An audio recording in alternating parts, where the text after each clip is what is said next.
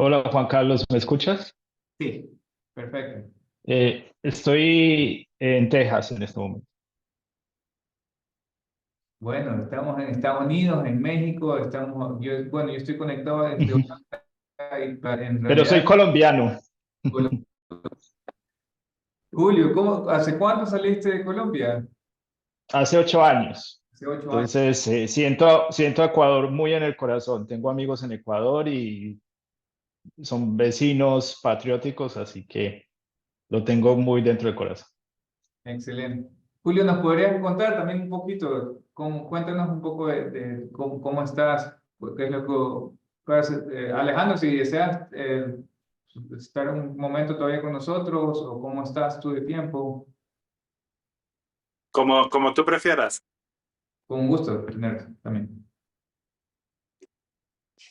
Cuéntanos, Julio, por favor, gracias por estar aquí. Cuéntanos un poquito cómo, porque también tenemos algo, me parece muy interesante lo que está haciendo varios de los proyectos. Me gustaría que nos puedas contar un poco al respecto. Bueno, te cuento que soy casado, tengo 4 hijos grandes, la mayor tiene 22 años, tenemos mellizos de 19, el menor tiene 16 años. He estado por muchos años en el mundo corporativo y dedicado los últimos años a algo que se llama recuperación de desastres, resiliencia en el mundo corporativo, pero decidí en el 2023 iniciar a nivel personal un proyecto para ayudar a personas en el campo de desarrollo personal. Entonces, así fue como decidí hacer coaching, certificarme en coaching y inicié un proyecto para ayudar a mujeres que son emprendedoras de negocio, eh, especialmente mujeres que se sienten solas o abrumadas y quieren estar más tiempo con su familia. Y recientemente hicimos un convenio con eh, un centro que se llama Centro para la Transformación de Vidas, estoy traduciendo el nombre al español, aquí en Fort Worth, en Texas. Este centro se dedica a ayudar a mujeres y sus hijos que están escapando del abuso y la violencia. Eh, entonces, estamos trabajando con ellos y también estamos ayudando a personas que quieren cambiar sus vidas. Entonces, pues, muy emocionado por estos nuevos emprendimientos. Qué bonito, Julio. Ah, Felicitaciones por esas fuertes iniciativas, lo que el mundo necesita. También te agradezco por estar parte de esta noche, poder compartir con nosotros de tus experiencias, ah, de tus conocimientos. Considero que inclusive muchos de los temas que podemos tomar pueden ser también historias personales, experiencias personales. Y si permites también comenzar con ello, te comentaré, si me dices, calculando un poco tu edad, no para comentar a tu edad también, pero calculando un poco tu edad, yo podría considerar que más o menos estamos casi en la misma edad y que quizás la experiencia que Colombia tuvo con algo similar a lo que Ecuador está Ujú. pasando, fue cuando tú quizás eras joven, pequeño, ah, Sí. y esta es la situación que también te pediría, porque eso es lo que está pasando. Hay muchos jóvenes, yo tengo unos sobrinos de 15, 14, menos años que están experimentando esto en carne propia, fuera de sus hogares. Si nos puedes contar cómo fue para ti un poco la situación. Sí, creo que estamos muy bien conectados porque precisamente estaba pensando en eso.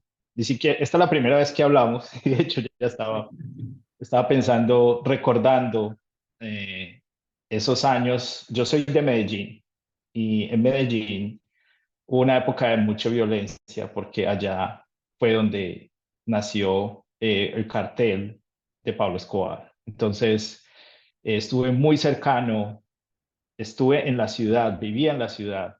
Yo nací en el año 76 y vivía en la ciudad en todos esos años donde había violencia y era un adolescente cuando estaba en su auge el narcotráfico, aparte de la violencia de la guerrilla en el área rural.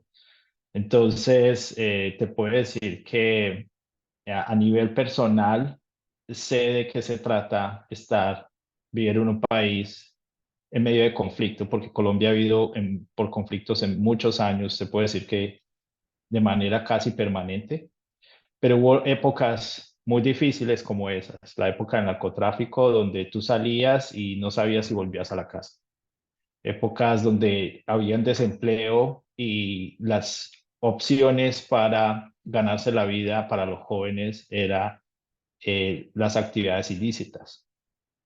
A nivel personal, yo soy hijo único, mi mamá le tocó criarme sola los primeros 2 años porque mi padre biológico decidió abandonarla cuando se enteró que estaba en embarazo y le dijo que abortara y ella dijo que no. Entonces ella tomó la decisión de seguir adelante con su embarazo y gracias a eso estoy acá. Después de eso tuvimos un padrastro y esa prácticamente fue mi familia. Teníamos recursos muy limitados, entonces yo fui el primero en graduarme en la escuela, en el colegio, el primero en ir a la universidad y no fue nada fácil. Y lo que sí puedo decir es que la, la, la, mirando en retrospectiva, esa época de violencia, de conflictos, de bandas criminales en las calles, eh, de muertes muy cercanas, de hecho, hasta dentro de la familia. Eh, Mirando en retrospectiva, puedo decir que hay aprendizajes y cada uno decide tomar sus caminos. Son épocas donde se toman decisiones cruciales, sobre todo cuando se es joven o en cualquier etapa de la vida. Y en mi caso, pues yo decidí buscar una fe a nivel religioso. No voy a hablar de mi religión, simplemente quiero decir que decidí arraigarme en la fe. Siempre he sido, no sé, de alguna manera en mi corazón ha estado tener fe.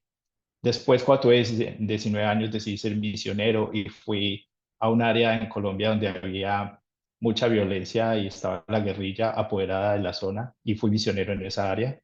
Y sé lo que es aferrarse a un mensaje de paz en medio de la violencia. Entonces, creo que lo primero que quiero compartir es que en momentos así hay preguntas muy importantes y la primera es, ¿en qué creemos? ¿Cuáles son los valores a los que queremos aferrarnos? ¿Por qué valdría la pena morir? Porque yo estuve cerca de la muerte también varias veces. ¿Y qué tan importante es eso para nosotros? Wow, wow. Sí, sí, exactamente. Muchas gracias por compartir, Julio. Lo que se me viene, lo que se, no, no, igual que en estos momentos, considerando estos jóvenes, estudiantes, ayer veía las fotos, anteayer vi fotos en línea, por supuesto, no es realmente, pero fueron fotos de jóvenes estudiantes con sangre.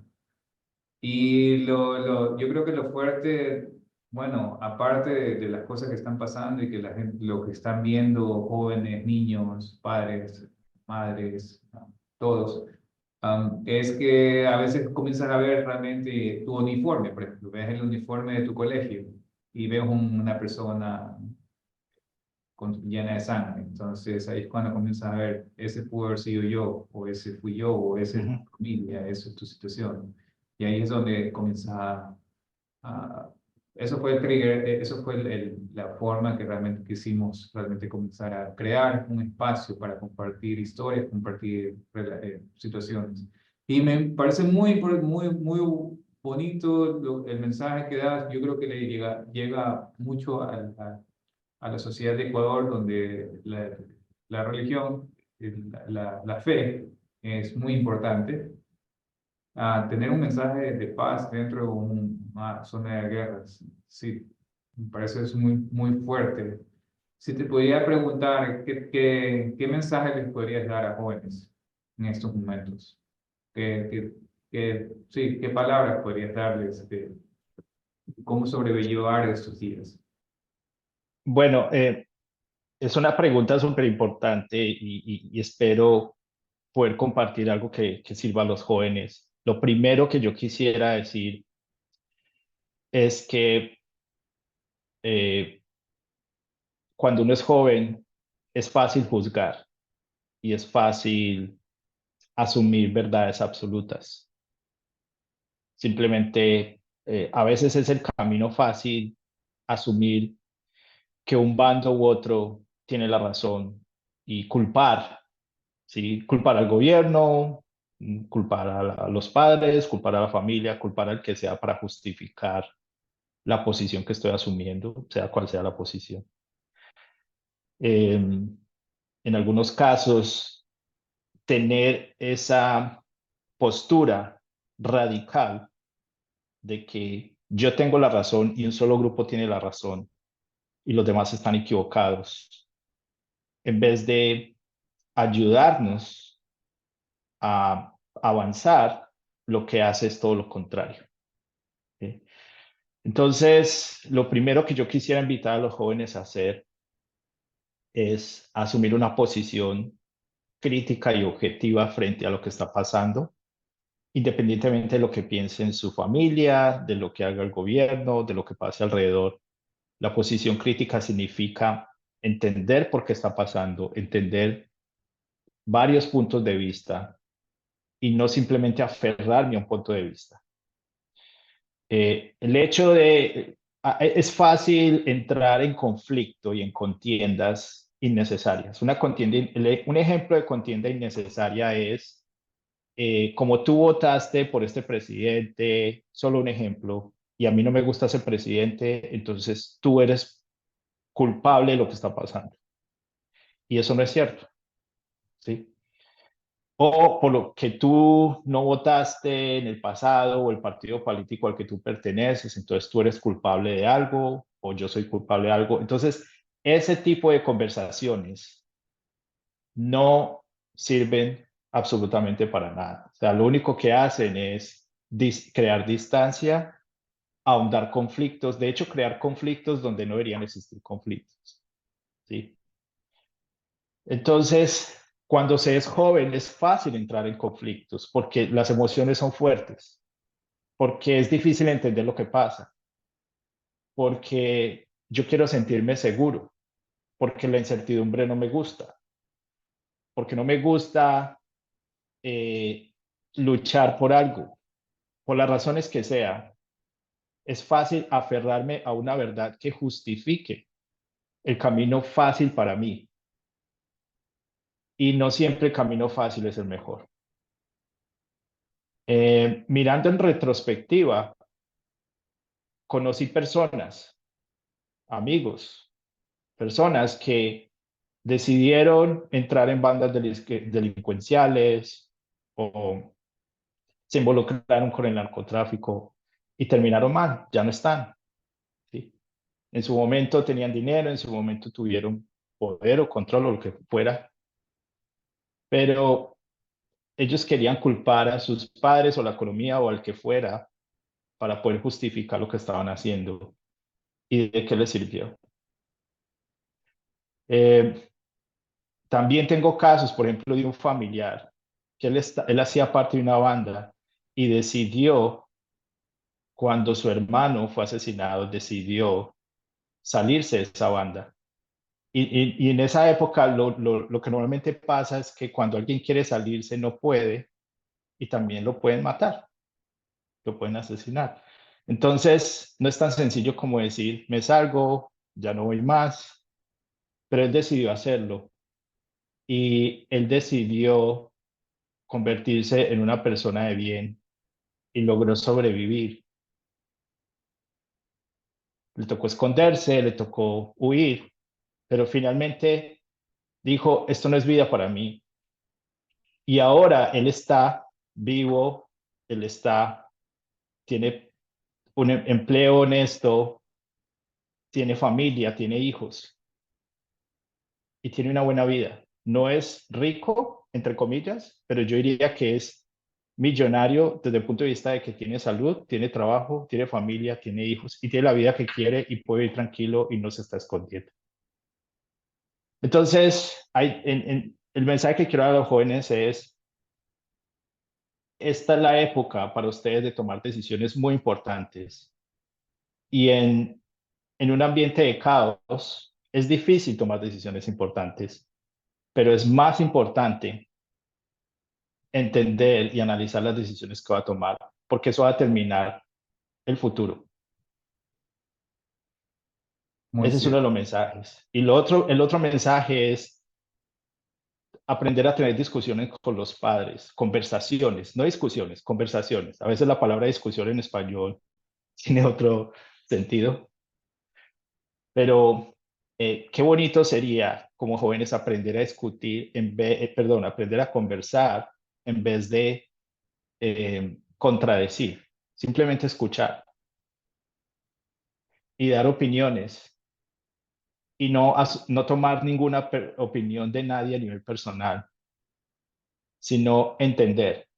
Cuando uno como joven quiere entender, eso te ayuda, te facilita tomar decisiones y entender diferentes puntos de vista y asumir un papel, asumir una posición, pero informado, no desde el punto de vista emocional o de circunstancial, sino porque yo sé, porque yo entiendo, porque yo desde el fondo del corazón creo en eso.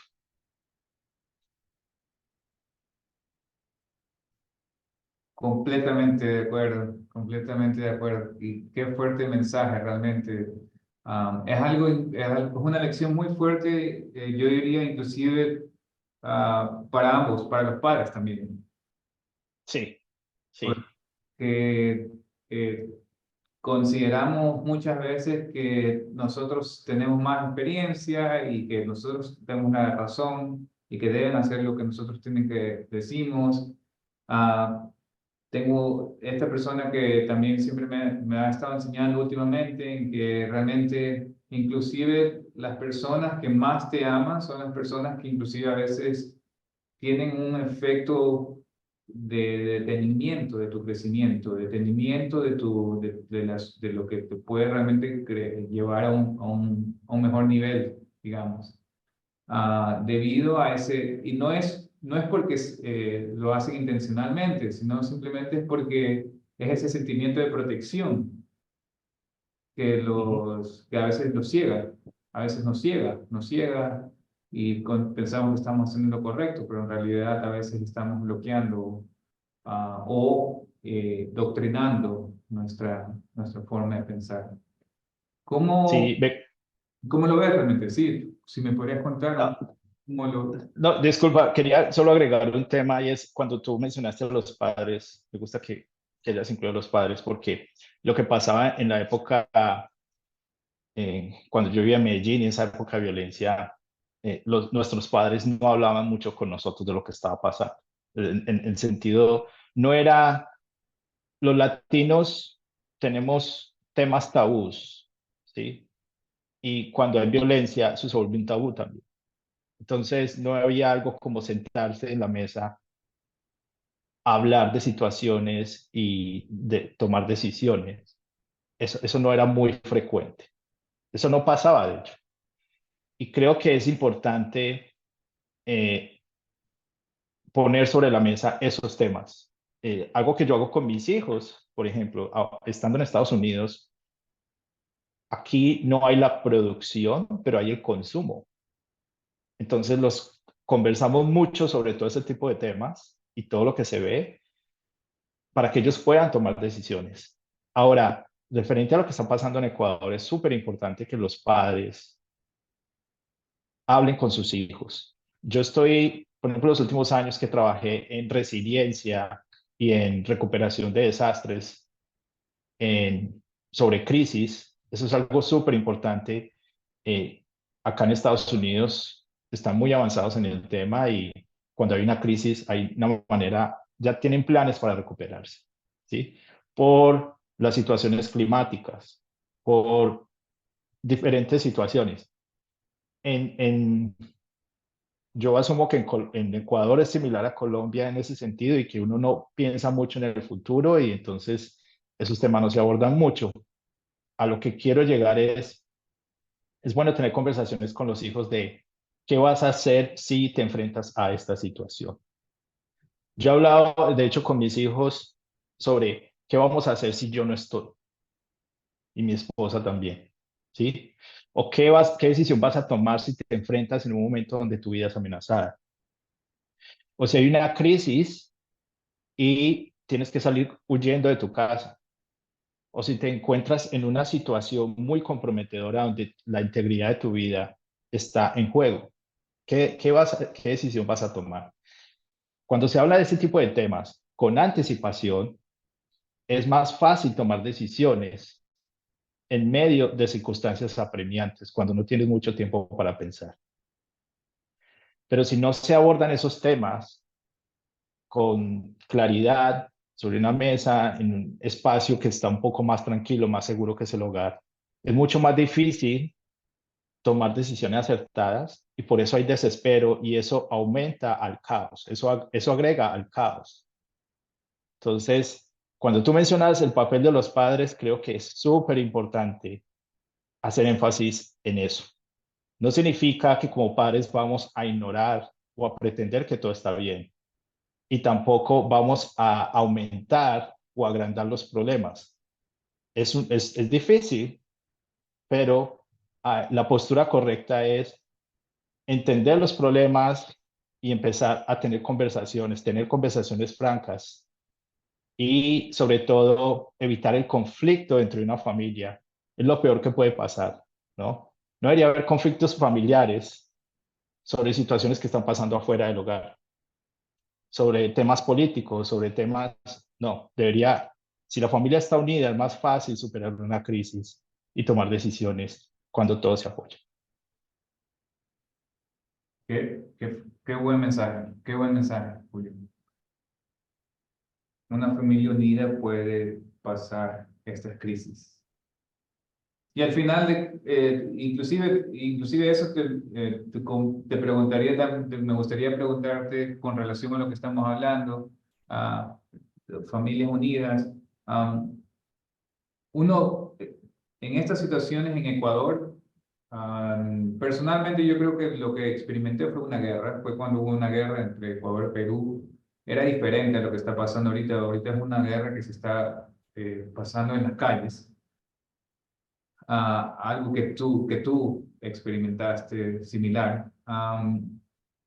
Yo considero que el problema es que es algo también inclusive que es muy similar, es que en Ecuador esto ya lleva unos años, esto ya lleva, no lleva la década todavía, pero ya casi está llegando ahí, a los 7 años, si quiere. Entonces hay muchas personas que inclusive decían, esto ya no se cambia, esto ya no hay, ya no se ve la luz al final del túnel. Am, ¿Cómo consideras que esa fue una posición en Colombia? ¿Cómo consideras que es una posición en general que los padres en familias pueden hablar al respecto? Porque Colombia es diferente ahora. Colombia, la historia, o sea, nosotros conocemos gente ahorita viaja a Colombia y tiene grandes vacaciones ahorita. Disfruta de lo hermoso que es ese país también. Sí, bueno, es una pregunta muy importante. ¿Qué se hace? Creo que si entiendo bien la pregunta es eh, cuando no se ve la luz al final del túnel, ¿sí? ¿A qué nos aferramos? Y cuando todo está oscuro, cuando todo está gris, ¿a qué nos aferramos? Creo que el peor momento para una sociedad es cuando se pierde la esperanza.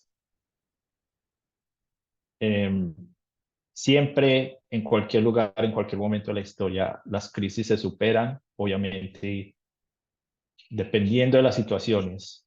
Algunas crisis toman años, toman mucho tiempo, más que otras. Y cuando hay una crisis, las cosas se ponen peor antes de ponerse mejor. Bien.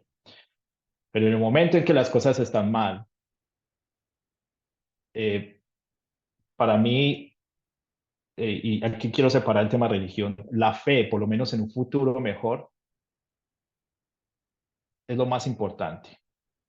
Y creer en ese futuro, aquí es donde el tema de asumir crisis y obstáculos, cuando yo tengo un obstáculo personal, si yo pienso en el más allá, puedo superarlo. A nivel de sociedad, el principio no cambia. Cuando hay una crisis que está afectando a todo el país, hay que pensar en muchos años hacia el futuro. ¿Qué quiero yo para mis hijos? ¿Qué quiero yo para mi país? ¿Qué quiero yo para mi familia? Y pensando en ese futuro, es que tomo mejores decisiones ahora. ¿En qué quiero creer? ¿Qué estoy visualizando yo después de que pase esta crisis? Si yo creo que esta crisis nunca se va a superar y que todo va a ser peor, pues no hay nada que hacer. Esa verdad que estoy asumiendo yo, y si se asume colectivamente, pues si yo creo eso, ¿cuáles van a ser mis acciones? No van a contribuir en absolutamente nada. Entonces creo que el mensaje es, yo viéndolo desde el punto de vista de retrospectivo, habiendo vivido en un país en conflicto, hablando con muchas personas que han estado en épocas de conflicto. De hecho, hace poco eh, conocí a una persona que sobrevivió a un conflicto, una guerra civil en el Congo. ¿Sí? Estamos hablando y fue una guerra civil que duró muchos años y él, por ejemplo, estuvo aislado en el bosque por meses, ¿sí? Porque la aldea donde él vivía fue atacada y masacrada y ellos tuvieron que huir y tuvieron que sobrevivir en el bosque, no tenían a dónde ir. Entonces yo le pregunté a él, ¿usted qué pensaba en ese momento? Él me decía, lo único que yo pensaba es que yo quería seguir viviendo y que yo quería tener un futuro. Por eso sobreviví. Personas que han sobrevivido a genocidios, como los judíos en la época nazi, Víctor Frank explica que los sobrevivientes, la diferencia entre los que sobrevivieron y los que no, era que los que sobrevivieron tenían la esperanza de encontrarse con su familia, tenían un propósito. Entonces, cuando hay un propósito, cuando hay una esperanza, cuando tenemos fe de algo mejor hacia el futuro, ahí es cuando podemos contribuir y salir adelante. Exacto, exacto. Qué bueno que me recuerdas también esto, que exactamente, no, sabes que considerando todo lo que ha estado pasando, porque en Ecuador esto ya lleva años, pero lo que está pasando ahorita explotó hace más o menos un día y medio. Ujú. Ah, y sí, realmente este evento llega a la situación de cómo poder dar herramientas para los padres que puedan responder a sus hijos, a su familia, dentro del hogar, de lo que está pasando. Pero esta idea completamente no se me venía a la cabeza y es decir, tan fuerte lo que el mensaje de Víctor, de lo que pasó con personas en Auschwitz, cómo sobrevivían. Creo que leí sobre esta persona también de, que también sobrevivió en Polonia. Considero que fue el único en Auschwitz o uno de los únicos y que él contaba realmente que lo único que él hacía es que sonreía y se llenaba de felicidad porque sabía que iba a sobrevivir. Él estaba convencido completamente de que iba a sobrevivir. Y pasaba lo que pasaba, él sabía que iba a sobrevivir. Y solo ese único pensamiento, él dice que es lo que lo mantuvo vivo. Y fue el único que sobrevivió. O sea, y ahí es lo que va también, eso es la persistencia, la constancia de realmente llenar tu mente con los mensajes que realmente deseas tener en tu vida. Alejandro en la hora anterior nos contaba de estas reprogramaciones que debes mantener en tu cabeza para tratar de llenar tu vida de lo que quieres realmente vivir, esa abundancia que quieres tener de salud, esa abundancia de amor, esa abundancia de situaciones que quieres tener alrededor de tu hogar, de tu familia, de tu empresa, de tu negocio, de tu trabajo. abordando este tema, Julio, cómo te podría preguntar unos de los consejos que podrías darle, inclusive también en respecto al futuro de las personas que ven estas situaciones también, por ejemplo, donde no existe la misma ayuda en Sudamérica que la que hay en Estados Unidos, que la que hay aquí en Europa, cuando hay una crisis como esta. No existen estas ayudas financieras, no existen estas ayudas.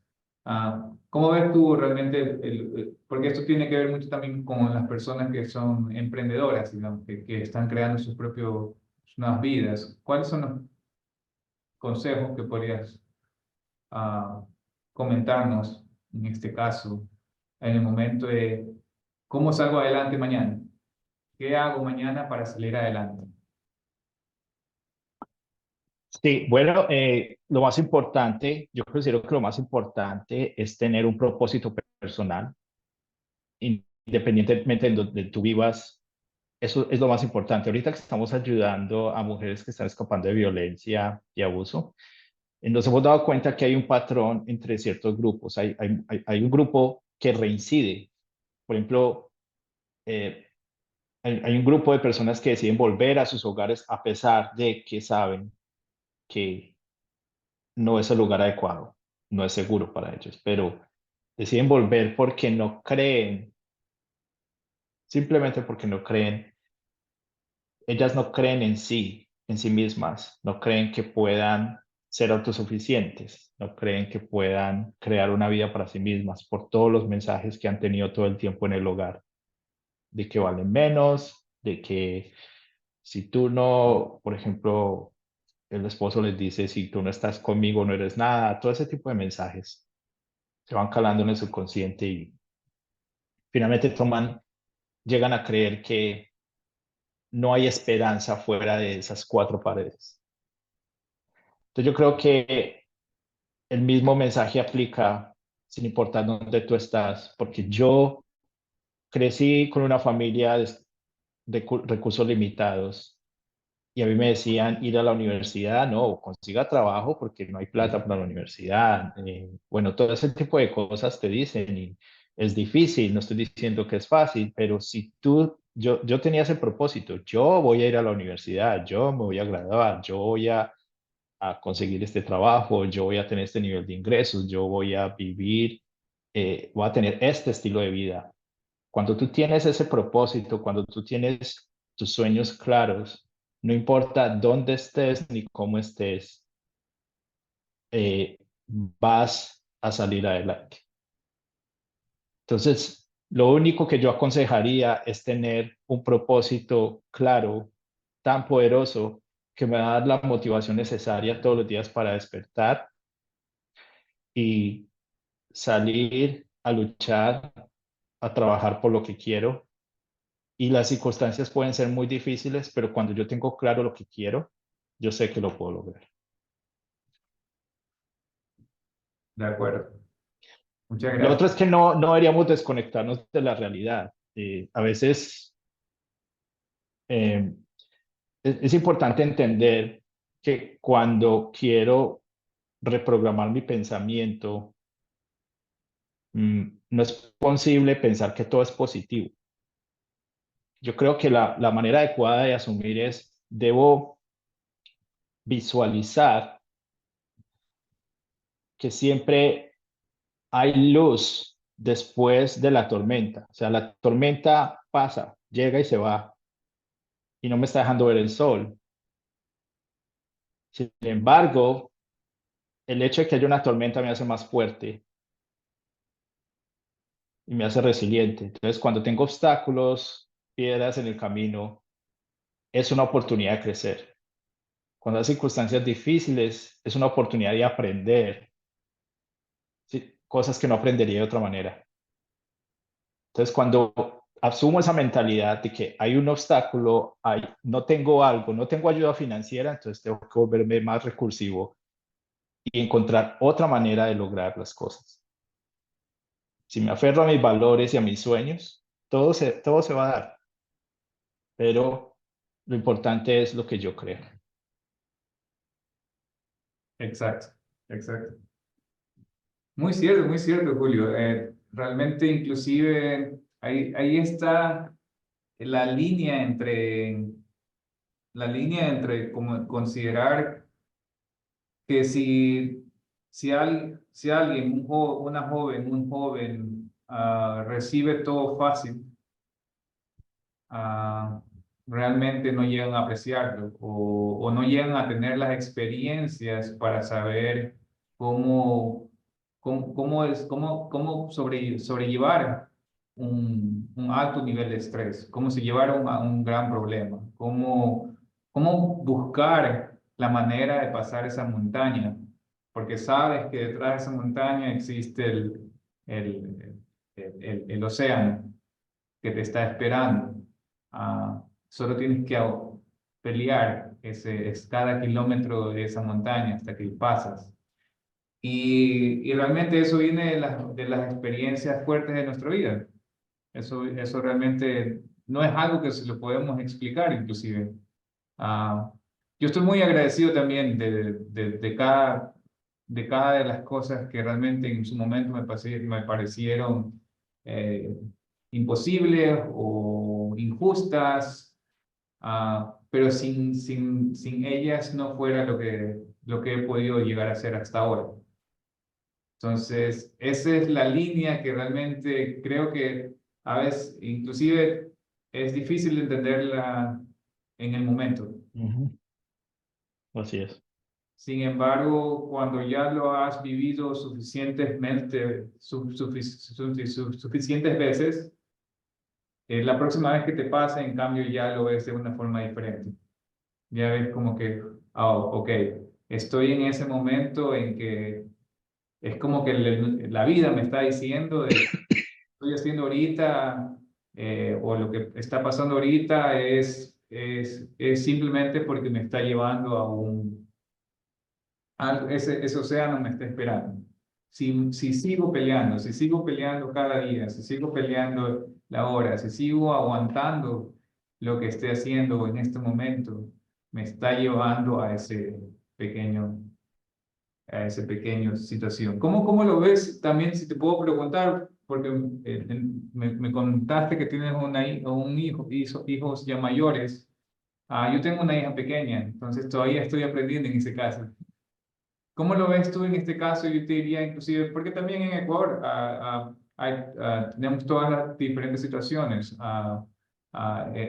¿Cómo ves tú en esta situación de inculcar a tus hijos ah, esta manera de apreciar las cosas, de entender que tienen digamos, que pelear, o que digamos que tienen que entender de que el sacrificio y la constancia y la perseverancia es lo que te llevan a mayores cosas y no esperar que todo te viene fácil, especialmente en estos países donde existe un nivel de vida mayor y en Sudamérica, del otro lado, en cambio, llegan familias a tener un nivel económico y comienzan a sobreproteger a sus hijos y están en el mismo. ¿Cómo lo ves tú? ¿Cómo ha sido tu experiencia en este caso? Sí, la experiencia para nosotros ha sido interesante porque cuando nos mudamos a Estados Unidos, nuestra hija mayor tenía 14 años, los mellizos tenían 11 y el menor tenía 8 años. Bueno, uno de los mellizos, él tiene discapacidad, tiene parálisis cerebral, o sea, no puede caminar, no puede hablar, ha estado al borde de la muerte varias veces, ha tenido más de 20 cirugías, o sea, él es totalmente dependiente. Eh, pero los demás, ellos, bueno, ellos también han visto a su hermano sufrir y creo que eso los ha hecho más sensibles. Esa es mi creencia. Pero volviendo a tu punto, cuando llegamos a Estados Unidos, ellos empezaron a ver la facilidad con la que sus compañeros en la escuela tienen todo y qué tan diferente es el punto de vista de ellos. O sea, no aprecian muchas cosas, como se quejan constantemente, viven deprimidos porque no tienen mucho que hacer y no tienen mucho por lo que trabajar. y todo se les da y hacen locuras y entonces ese contraste fue muy interesante. Sin embargo, el menor, que tenía 8 años en ese momento, él no lo vio tan claro porque prácticamente él ha estado más tiempo de su vida acá que allá, mientras que los mayores sí lo vieron con un poco más de claridad. La hija mayor, ella ahora está estudiando para ser médico y ella está trabajando y está contribuyendo a pagar sus estudios universitarios. Samuel, que es uno de los mellizos, que tiene 19 años, el que está bien, porque el otro, Dani, es el que está con parálisis y todo. Samuel decidió ahorrar dinero y quiso ser misionero y ahora está siendo misionero, pero él decidió ahorrar dinero, trabajar, ahorrar dinero para pagarse su misión de 2 años. Entonces, ahora está sirviendo y es increíble tener conversaciones con él y escucharlo, lo feliz que está. O sea, no está recibiendo dinero, no está recibiendo ninguna gratificación económica, ningún reconocimiento, pero decidió posponer su universidad para dedicarse a servir a las otras personas. Y el menor, pues parece que también va a tomar el mismo camino. Él se gradúa el próximo año y parece que también quiere ser misionero y luego van a hacer su universidad, van a hacer negocios y todo. Pero creo que esa mezcla de tener el contraste entre la cultura donde vivíamos, las limitaciones que se tienen en Colombia, las dificultades que hay allá versus las comodidades que hay acá. Yo estoy de hecho muy agradecido que ellos pudieron ver o saborear algo de eso allá, porque creo que eso les permite a ellos tener una perspectiva un poco diferente de la vida. Interesantemente, el menor eh, tiene mucho de la cultura de acá en el sentido de que le cuesta más apreciar lo que tiene, porque él llegó muy pequeño, él llegó cuando tenía 8 años. Aún así, él tiene claro que él tiene que trabajar por lo suyo y buscar lo suyo. Entonces su mentalidad es de trabajar. Sin embargo, mi esposa es la roca sólida de nuestro hogar donde los valores siempre se han inculcado y gracias a ella puedo decir que nuestros hijos tienen esos valores y el menor todavía tiene el objetivo de hacer cosas que importen y quiere, sí, prosperar económicamente, pero él tiene claro que la familia es importante. Entonces, eso yo lo agradezco bastante y creo que es algo de la cultura latina que hay que apreciar. Es interesante lo que tú mencionas, que nosotros apreciamos más las cosas por las circunstancias en las que hemos vivido, mientras que en culturas como la europea y la americana es más difícil valorar precisamente porque hay más comodidades. Y es difícil transmitir eso hacia los hijos.